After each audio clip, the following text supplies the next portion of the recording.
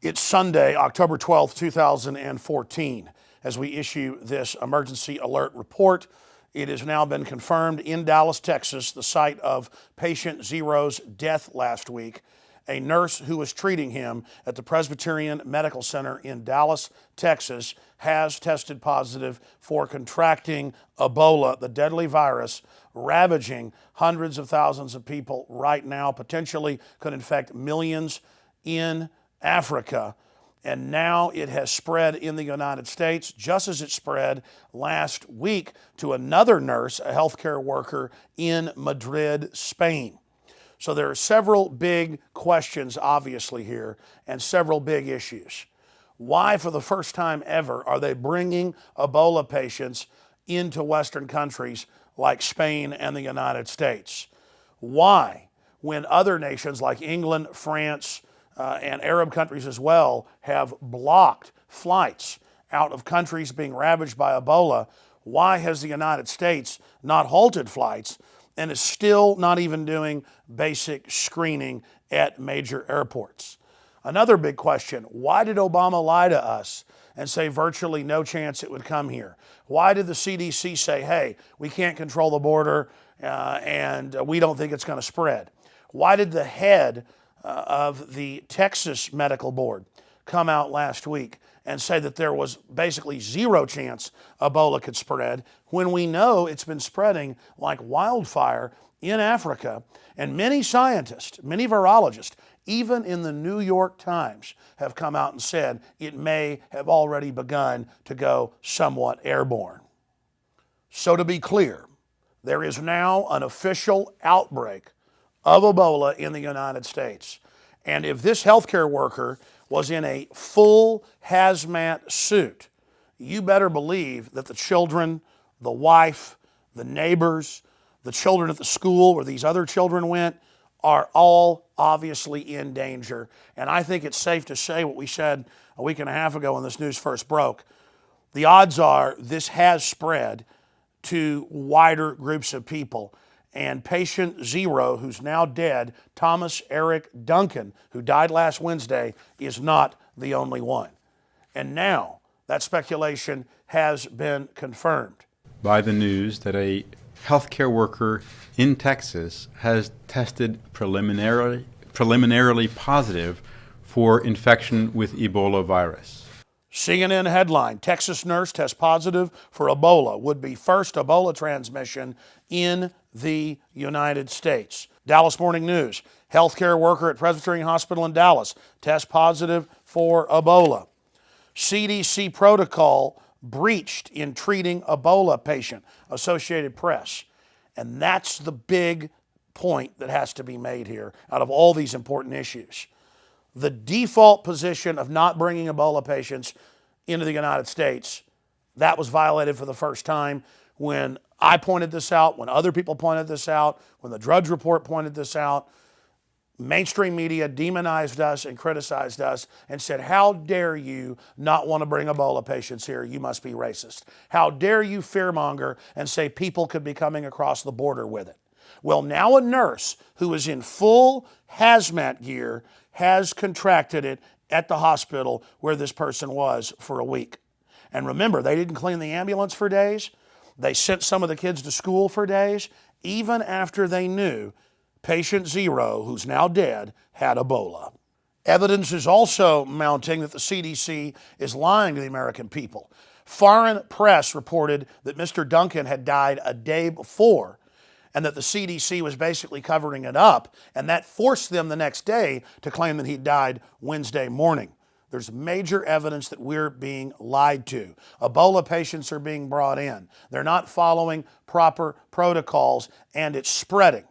And when we point out that the southern border should be highly controlled as well as the northern border, and that everyone who was on this flight with him should be put in containment, we're called conspiracy theorists for following the default federal law. So clearly, elements of our government want this crisis to get out of control.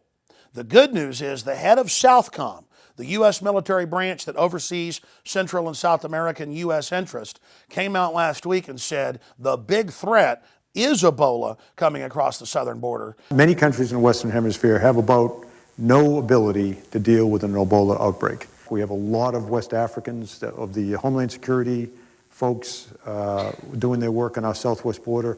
Of the number of people they capture, a very large percentage of them are West African. I was down in Costa Rica a couple of weeks ago talking to our embassy personnel.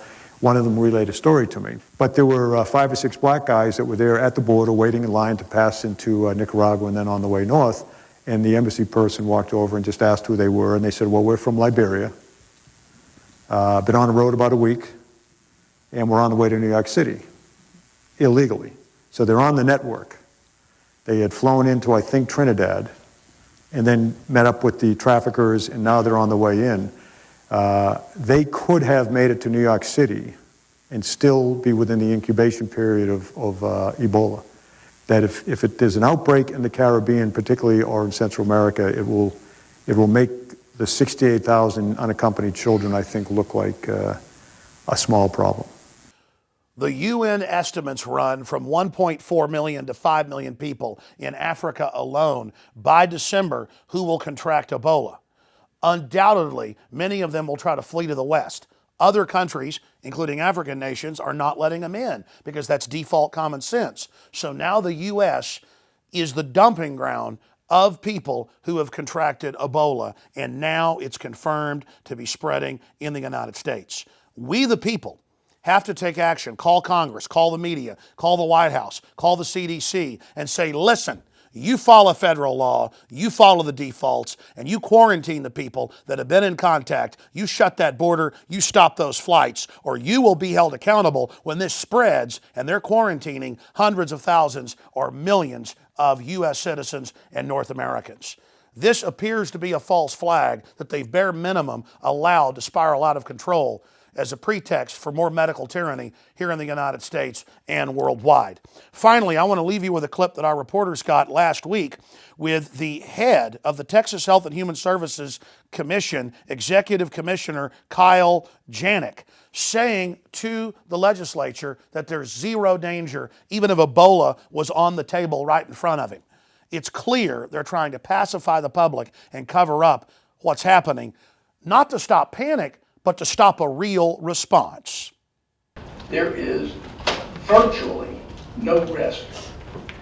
You can push me as far as you want to say zero. I will not say zero. It's knowing what I know, there is zero risk. I said it, there it is. I shouldn't say that. There's no risk.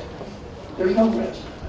Ebola virus could be sitting there, and if I'm touching it with unbroken skin, it's not a risk. Well, folks, we've put the facts out here. We've been proven right again. Now it's up to you to take action and raise the alarm.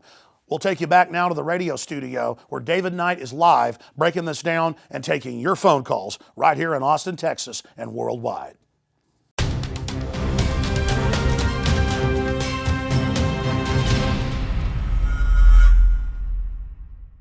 Alex Jones here to tell you about how you can help spread liberty worldwide while also enjoying what I have found to be the best tasting 100% organic coffee on the planet. For more than a decade, my favorite coffee has come from the high mountains of southern Mexico, where the Chiapas farmers grow their unique shade-grown Arabica beans. We have now managed to secure these sought-after beans in a highly customized blend. Discover and try a bag of the Patriot Blend 100% organic coffee at InfoWarsLife.com. This coffee gives you a long, smooth pick-me-up for hours without the headaches and heartburn that so many other coffees give me personally. Hands down, this is my favorite coffee, and it's taken us years to secure connections directly to the Chiapas Mexican farmers. Drop by the site today, order a bag or two, and I don't think you're going to be disappointed. Available in original or with our Immune Support Infusion Blend. You will be supporting a free press, all the while enjoying a truly great-tasting cup of my favorite coffee. Available at InfoWarsLife.com.